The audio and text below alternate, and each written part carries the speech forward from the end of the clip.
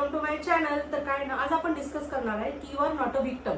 आपण एक विक्टम नाहीये. म्हणजे काय, तर आपण विक्टम नाही तर काय आहेत, आपण एक क्रिएट करणारे नाहीये तर काय आहेत, तर आपण आज त्याच्याविषयी जाणून घेणार आहोत. तर काय आहे ना, आपण एक स्वतःच्याच थिंकिंगनी आपण आपलं वर्ल्ड निर्माण करतो. म्हणजे काय, realise that life is an imagination.